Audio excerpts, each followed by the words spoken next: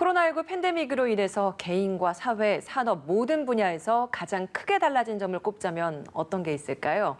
먼저 사회 전반적으로 디지털 기술 도입과 활용이 활발해졌다는 점일 겁니다. 기업의 디지털 전환이 가속화되는 가운데 기업 간 디지털 격차도 커지고 있습니다. 이런 상황에서 중소기업은 어떻게 변화에 대처해야 할까요? 오늘 고용브리핑 365에서 모범 사례를 보여주고 있는 태림산업의 오경진 사장에게 직접 들어보겠습니다. 어서 오십시오. 네, 안녕하세요. 저는 태림산업의 오경진이라고 합니다. 저희는 자동차 부품 회사고요.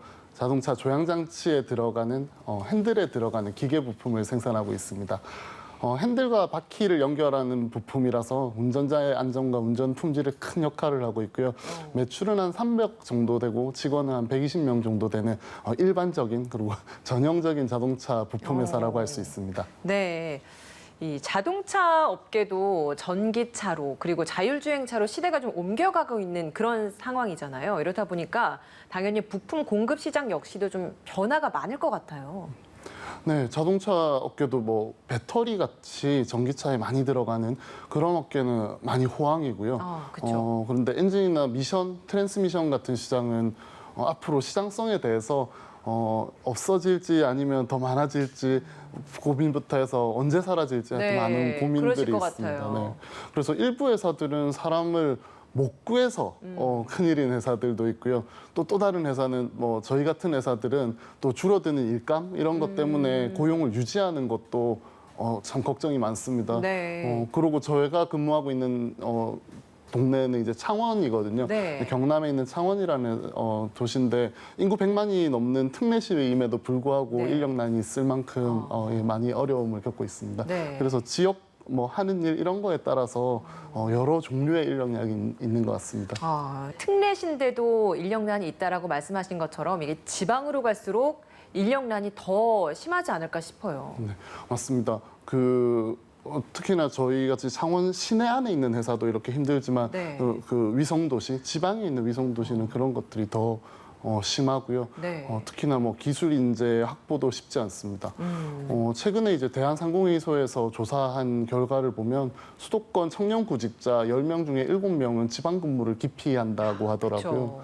그렇죠. 그래서 이제 지역의 인재 역시 이제 직장을 찾아서 수도권으로 많이 떠나고 있습니다. 이렇다 보니까 이제 한정된 인력이 회사에서 꼭 맞는 인재를 찾는 거는 진짜 어려운 일인 것 같아요. 네, 그러니까요. 그래서 중소기업에서 인재 확보를 하려고 더 노력을 하고 있는데 어떤 노력들을 좀 기울이고 있나요? 뭐 많이 이제 저희가 쓰는 용어 중에 하나가 다기능 교육이라는 게 있습니다. 이제 새로운 일과 환경에 유연하게 대처하려면 인력을 양성을 해야 되고, 네. 그러면 다른 일을 하더라도 혹은 다른 회사에 가시더라도 쉽게 이제 적응할 수 있는 기회를 제공하는 게 중요하고요. 그래서 뭐 쉬운 예로는 다기능 교육은 이제 한 장비를 다룰 수 있는 사람이 다른 장비를 이렇게 운용할 수 있게 한다던가 단순 생산을 하시던 분들이 그런 품질을 검사를 할 수 있게 하던가 이런 게 이제 어떻게 보면 작은 규모의 다기능 교육인데요. 네.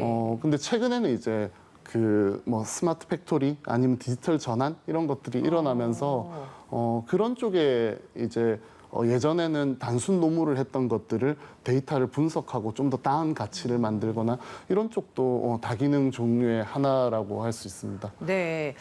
자동차 부품과 관련해서 디지털 전환이라고 하면 시청자분들 크게 와닿지 않는 분야일 것 같기도 해서요. 이게 어떤 겁니까? 기본적으로는 결국은 경쟁력에 대한 문제인 것 같아요. 회사 안에서도 설계를 하는데 이제 디지털로 전환을 해서 좀 더 옛날보다 나은 최적화된 설계를 한다든지 아니면 현장을 운영하는데 낭비를 좀 줄여가지고 좀 더 경쟁력 있게 제품을 생산한다든지 많은 부분에 이제 디지털 전환들이 있고요. 근데 결국은 이제 저희가 만들고 있는 제품이 우리 경쟁 회사보다 혹은 시장에서 어떤 경쟁력을 찾게 하는지가 가장 중요한 거고요. 네. 그래서 많은 분들이 이제 자동화 그리고 자동화를 통한 인력의 대체 이런 네. 것들이 디지털 전환이라고 그렇게 혹은 생각하기 쉽죠. 맞습니다. 예. 예. 근데 이제 그거는 스마트 혹은 디지털 전환의 하나의 결과일 뿐이고요.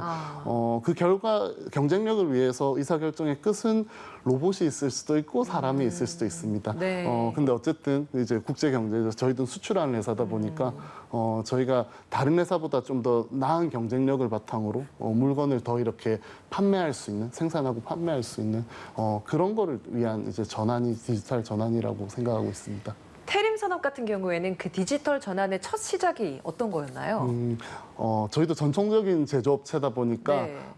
아주 기본적인 활동들을 전산화하는 데서 먼저 시작했습니다. 그래서 저희는 작업일보 이런 거를 쓰거든요. 혹은 네. 이제 비가동 시간표라고 해서 장비에서 나오는 그날의 일기를 쓰는 활동들을 합니다. 근데 그거를 이제 예전에는 사람들이 다 수집을 해서 모아서 분석을 해보는 거죠. 근데 최근에 이제 디지털 기술들이 많이 발달을 하면서 예전에 손으로 쓸 수 없었던 아주 초단위의 낭비들 그리고 저희가 표현할 수 없었던 많은 것들이 데이터로 자동으로 수집이 되거든요.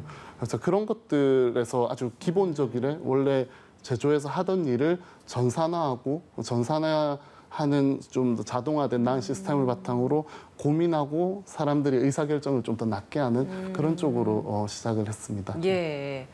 그 디지털화되지 않았다면 그냥 흘려보낼 수도 있는 그런 정보들인데 이걸 다 잡아내서 더 분석을 할 수 있는 정보로 활용을 하시는 거잖아요. 그렇다면 이게 회사에서는 굉장히 유용한 정보가 됐겠네요. 네, 그럼요. 방금 말씀드린 것처럼 예전에는 몰랐던 이 경험들과 인사이트들을 네. 많이 받을 수 있습니다. 최근에는 그래서 저희가 아까 기초적인 뭐 비가동 시간표나 생산 일복 이런 것들을 전산하는데 그런 경험들이 쌓이다 보니까 더 적극적으로 데이터들을 활용하고 있고요. 네. 뭐 예를 들어서 뭐 생산 수량에 맞춰서 얼마의 인원을 어떠한 방법으로 이렇게 배치를 하는지 혹은 이제 저희가 제조 그 설계를 함에 있어서 옛날하고 과하게 설계가 돼가지고 많은 비용이 더 들고 있지는 않는지 이런 뭐 저희는 오버 엔지니어링이라고 표현하는데 그런 것들에서 좀 더 많은 경험을 쌓고 있고요. 그게 이제 저희 제품의 품질이나 가격적으로 반영이 돼서 경쟁력을 찾아가고 있습니다. 다른 중소기업에서도 이런 고민 분명히 하고 계실 것 같아요. 먼저 경험을 하신 선구자로서 어떤 조언을 좀 해주실 수 있다면 어떤 게 있을까요? 네. 뭐 제 주변에도 아직도 많은 중소기업이 이제 디지털 전환 자체에 대한 의문도 많고요. 사실은 제 스스로도 예전에는 이제 직접 노동 혹은 이렇게 장비를 만들고 제품을 만드는 데만 에너지를 썼으면 됐는데 지금 시스템적인 다른 부가적인 에너지들을 많이 부어야 되니까 저도 이렇게 투자를 하면서 항상 고민이 많은 것 같아요. 근데 이게 해가 한 해, 두 해 지나고 생각하다 보니까 그리고 주변에 사라지는 저희 회사 그 옆에 있는 회사들을 보니까 결국 제가 준비를 하고 있지 않으면 언제 어떻게 죽어갈지도 모르고 사업을 하는 것 같습니다. 그래서 할지 안 할지는 각자의 그 사업의 환경에 따라 다른 것 같고요. 네. 대신에 고민을 시작해보지 않으면 언제 어떻게 저희가 위험에 놓일지 모르기 때문에 그 고민과 이런 것들은 아주 빨리 시작해봐야 되는 좋은 주제인 것 같습니다. 네. 자, 벌써 마무리할 시간이 됐는데요. 오늘 미처 다 듣지 못한 디지털 전환 사례 이야기를 접할 수 있는 기회가 또 따로 있다면서요? 네. 그 고용노동부가 주최하고요. 한국산업인력공단 주관으로 하는 인력자원 개발 컨퍼런스가 그 강연과 엑스포가 15일부터 코엑스에서 열리고요. 비대면으로도 병행하게 돼 있습니다. 저도 강연자로 나가고 있고요. 네.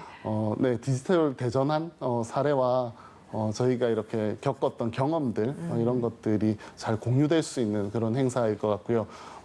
뭐 가장 중요하게 이제 뭐 미네르바 대학의 벤 넬슨 총장님 등 뭐 세 분 정도의 기조 강연자뿐만 아니라 정말 다양한 경험을 하셨던 좋은 사례를 갖고 계셨던 분들이 발표를 진행하게 되는데요. 고용시장을 포함해서 전체적인 인적 자원 개발 정보까지 얻을 수 있으니 꼭 함께 해주셨으면 좋겠습니다. 네. 이 거스를 수 없는 시대의 흐름이 된 디지털 대전환, 대기업뿐 아니라 중소기업의 동참도 선택의 여지가 없는 상황입니다. 하지만 현실적 여건으로 어려움이 큰 만큼 정부의 뒷받침이 필요해 보입니다. 지금까지 고용브리핑 365였습니다.